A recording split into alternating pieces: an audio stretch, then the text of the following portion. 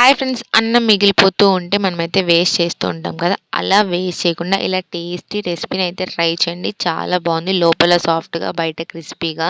కాంబినేషన్‌గా హెల్తీగా ట్రై చేశాననమాట చట్నీ లాగా. మీరు కూడా ఒకసారి రెసిపీ చూసి ఫాలో అవ్వండి. ముందుగా ఒక బౌల్‌ని అయితే తీసుకొని దాంట్లోకైతే లెఫ్ట్ ఓవర్ రైస్‌ని తీసుకోవాలి. తర్వాత ఒక కప్పు క్యారెట్, దాంతో పాటు చిన్నగా కట్ చేసిన ఆనియన్ ముక్కలను, చిన్నగా కట్ చేసుకున్న పచ్చిమిర్చి ముక్కలను, అలాగే కొద్దిగా స్వీట్ కార్న్ ముక్కలను, అలాగే రుచికి సరిపడా ఉప్పు, కారంని కూడా యాడ్ చేసుకోవాలి. తో పాటు చిన్నగా కట్ చేసిన కొత్తిమీర, కరివేపాకును కూడా వేసుకొని వీటన్నిటి ఒకసారి బాగా కలుపుకోవాలి. ఒకసారి కలిపెట్టిన తర్వాత మనం ఒక టేబుల్ స్పూన్ శనగపిండి, ఒక టేబుల్ స్పూన్ బియ్యం పిండిని వేసుకొని మళ్ళీ కలుపుకోవాలి. కొంచెం డోలా ఫామ్ అవడానికి కొద్దిగా వాటర్‌ని యాడ్ చేసుకోండి. చూసుకొని యాడ్ చేసుకొని మనమైతే డోలాగా ప్రిపేర్ చేసుకోవాలి. ఆ డోలాగా ప్రిపేర్ చేసిన తర్వాత మనమైతే చేతికి ఆయిల్ రాసేసుకొని మనం చిన్న చిన్న ఉండల్లాగా చేసుకోవాలి. ఇక్కడ చూపించే విధంగా మీడియం సైజ్ చేసుకుంటే మనకి లోపల వరకు పర్ఫెక్ట్‌గా కుక్ అవుతుందనమాట. ఇలా మనం అన్నీ చేసుకొని పక్కన పెట్టేసుకోవాలి. తర్వాత ఇలాంటి కడాయి అయితే ఒకటి తీసుకోవాలి. ఇలా కొద్దిగా ఆయిల్ యాడ్ చేసి ఆయిల్ హీట్ అయిన తర్వాత మనం ఇందాక రెడీ చేసుకున్న బాల్స్ అన్ని ఒకసారి పెట్టేసుకోవాలి. ఇలా పెట్టి ఒక 2-3 మినిట్స్ అయితే కుక్ చేసుకొని మనకి గోల్డెన్ బ్రౌన్ కలర్ వచ్చేంత వరకు అయితే కుక్ చేసుకోవాలి. తర్వాత మనం సెకండ్ సైడ్ కూడా బాగా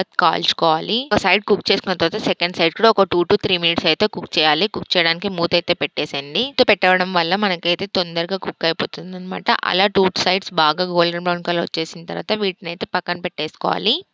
కాంబినేషన్‌గా హెల్తీగా క్యారెట్ పచ్చడి అయితే చూపిస్తున్నాను, చూసేయండి. స్టవ్ మీద ఒక పాన్ పెట్టేసి దాంట్లో ఒక టేబుల్ స్పూన్ ఆయిల్‌ని అయితే యాడ్ చేయండి. ఆయిల్ బాగా హీట్ అయిన తర్వాత చిన్నగా కట్ చేసుకున్న ఆనియన్ ముక్కలు, అలాగే క్యారెట్ ముక్కల్ని వేసుకొని ఫ్రై చేయాలి. క్యారెట్, ఆనియన్స్ కొంచెం కుక్ అయిన తర్వాత మనం టేస్ట్‌కి సరిపడా పచ్చిమిర్చిని కూడా యాడ్ చేసుకోండి. స్పైసీ కావాలంటే కొంచెం ఎక్కువ యాడ్ చేసుకోండి. ఇది కొంచెం ఫ్రై అయ్యేటప్పుడు మనం కరివేపాకును కూడా వేసుకొని మొత్తం ఫ్రై చేసుకోవాలి. ఇలా ఫ్రై చేసుకున్న తర్వాత కొంచెం చింతపండును కూడా వేసుకొని ఒకసారి మొత్తం కలిపేసుకోవాలి. కలిపేసుకున్న తర్వాత మనమైతే స్టవ్ ఆఫ్ చేసి కొంచెం చల్లారనివ్వాలి. కొంచెం చల్లారిన తర్వాత మనం మిక్సీ జార్‌లో అయితే తీసుకొని కొంచెం ఉప్పు, అలాగే 2 టేబుల్ స్పూన్స్ నువ్వుల పొడిని యాడ్ చేసుకోండి. ఇష్టం లేకపోతే స్కిప్ చేయొచ్చు. లేకపోతే పీనట్ పౌడర్‌ని కూడా యాడ్ చేసుకొని గ్రైండ్ చేసుకుంటే మన టేస్టీ చట్నీ రెడీ అవుతుంది. చట్నీ అయితే రెడీ అయిపోయింది. దీన్నైతే పోపు పెట్టేద్దాం. పోపుకి కొద్దిగా ఆయిల్‌ని యాడ్ చేసుకొని ఆయిల్ హీట్ అయిన తర్వాత జీలకర్ర, ఆవాలు, అలాగే శనగపప్పు, మినపప్పునైతే వేసుకోవాలి. తో పాటు ఎండుమిర్చిని కూడా యాడ్ చేసుకొని ఒకసారి వీటిని ఫ్రై చేసుకోవాలి. లాస్ట్‌లో వచ్చి కరివేపాకును కూడా వేసుకొని ఫ్రై చేసుకోవాలి. ఇలా ఫ్రై చేసుకున్న పోపునైతే మనం చట్నీకి అయితే యాడ్ చేయాలి. దీంతో అయితే మన టేస్టీ చట్నీ అయితే రెడీ అయిపోతుంది. మీరు ఈ కాంబినేషన్ ఎప్పుడైనా ట్రై చేసింటే కింద కామెంట్ బాక్స్‌లో అయితే కామెంట్ చేయండి.